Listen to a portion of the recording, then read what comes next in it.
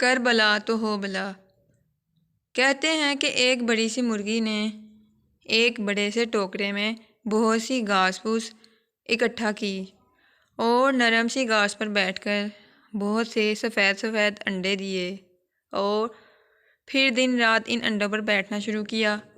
ایک ہفتہ گزرا، 2 گزرے، 3 گزرے اور کہیں 21ویں دن یہ انڈے کھٹ کھٹ ٹوٹنا شروع ہو گئے۔ ہر انڈے سے ایک ننھا منا سا چوزا نکلا۔ ان کے چھوٹے چھوٹے پر تھے۔ یہ چوزے نازک تھے، خوبصورت تھے۔ ہر چوزا روئی کا کالا دکھائی دیتا تھا۔ مرغی خوش تھی، پریشان بھی تھی کہ ایک انڈا رہ گیا ہے جس سے ابھی کچھ بھی نہ نکلا تھا۔ بیچاری ماں اسے بھی اپنے پروں سے گرمی پہنچا رہی تھی اور پھر ایک دن اس میں سے بھی ایک بچہ نکل آیا۔ ایک ننھا منا سا چوزا، پر اس چوزے کی ایک ہی ٹانگ تھی، ایک ہی آنکھ تھی۔ یہ چوزا بے حد شریر تھا۔ ایک دن اپنی ماں سے کہنے لگا، اماں میں گھر میں نہیں رہوں گا، میں جا رہا ہوں یہاں سے بادشاہ کا محل دیکھنے کے لیے، اور پھر وہاں جا کر بادشاہ سلامت سے بھی ملوں گا۔ مرغی نے کہا، ارے میرے پیارے، میرے ننھے لنگڑتو، کیسی باتیں کرتا ہے، مجھے ایسی باتوں سے ڈر لگتا ہے۔ چھوٹے چھوٹے بچوں کو چاہیے کہ آرام سے گھر پر رہیں اور اپنی ماں کے پروں میں خوب خوب گرم گرم راتیں بسر کریں۔ چوزے نے کہا، نہیں، میں جا رہا ہوں۔ مرغی نے کہا، رک جاؤ، رک جاؤ، تمہارے لیے آگے جانا مشکل ہوگا۔ چوزے نے کہا، مشکل کیوں؟ مرغی نے کہا، تمہاری صحت اور تمہارے جسم کی بناوٹ کی وجہ سے تم تھک جاؤ گے۔ چوزے نے کہا، جو ڈرتے ہیں وہ آگے بڑھ نہیں سکتے۔ میں جا رہا ہوں، مجھے خوشی خوشی جانے دو۔ مرغی نے کہا، کیا یہ تمہارا آخری فیصلہ ہے؟ چوزے نے کہا، ہاں، خدا حافظ۔ اور پھر چوزا اچک اچک کر مسکراتے ہوئے چل پڑا۔ ایک جگہ آگ جل رہی تھی۔ وہ جلتی ہوئی آگ کے قریب آیا، اپنے آپ کو گرم کیا اور جب جانے لگا تو آگ بول اٹھی۔ آگ نے کہا، میرے لنگڑے، ذرا اپنی ننھی سی چونچ سے چند تنکے اٹھا کر لاؤ اور مجھے دے دو تاکہ میں ذرا دیر تک جل سکوں اور اس راستے سے گزرنے والوں کو گرمی دے سکوں۔ چوزے نے کہا، نہیں، میرے پاس وقت نہیں ہے، میں جلدی میں ہوں۔ آگ نے کہا، کیسی جلدی؟ کہاں جانا ہے تم کو؟ چوزے نے کہا، بادشاہ سلامت کے پاس۔ آگ نے کہا، تم ہوش میں تو ہو نا؟ چوزے نے کہا، ہاں، میں جو کہہ رہا ہوں ٹھیک ہی کہہ رہا ہوں۔ آگ نے کہا، ذرا لمحہ بھر رکو اور میری مدد کرو۔ بھلا یہ لنگڑا چوزا کسی کی بات سنتا ہے؟ سنی انسنی کر کے آگے بڑھتا جا رہا ہے۔ شکر ہے کہ اس کی ایک ہی ٹانگ ہے، اگر دونوں ٹانگیں ہوتی تو شاید یہ خود ہی بادشاہ سلامت بننے کا اعلان کرتا۔ بہرحال ابھی بادشاہ کا محل دور تھا۔ چلتے چلتے اسے کانٹوں سے بڑی ایک جھاڑی ملی۔ جھاڑی کے کانٹوں میں ہوا کا دامن پھنس گیا تھا اور وہ ادھر سے ادھر نکل نکل کر چل رہی تھی۔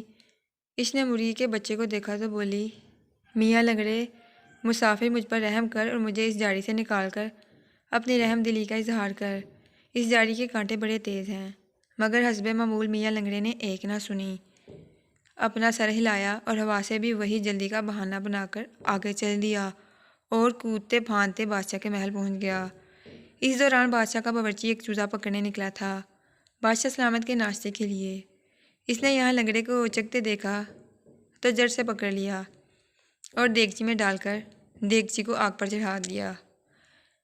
میاں چوزے نے چلا کر کہا۔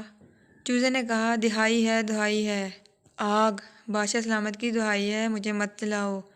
آگ، نہیں نہیں، میں تمہاری کوئی مدد نہیں کروں گی۔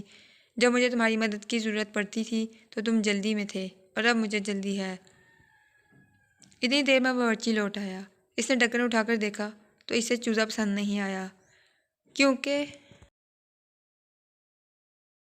اس کی صرف ایک ہی ٹانگ تھی اور اگر بادشاہ سلامت دوسری ٹانگ کے بارے میں پوچھے گا تو وہ کیا جواب دے گا؟ اس کی بات پر کوئی یقین نہیں کرے گا۔ باورچی نے چوزے کو دیگچی سے نکال کر باہر پھینک دیا۔ باورچی خانے میں پانی کی ایک نالی تھی۔ لنگڑا چوزا اس کے پاس گیا۔ چوزے میاں، پانی سے تمہیں بادلوں کی قسم، ذرا مجھے ٹھنڈا کرو، میں بالکل جل گیا ہوں۔ چشمے نے کہا، لنگڑے، جب مجھے تمہاری ضرورت تھی تو تم جلدی میں تھے اور میری کوئی مدد نہیں کی، حالانکہ اس وقت بھی میں نے تمہاری پیاس بجھائی تھی۔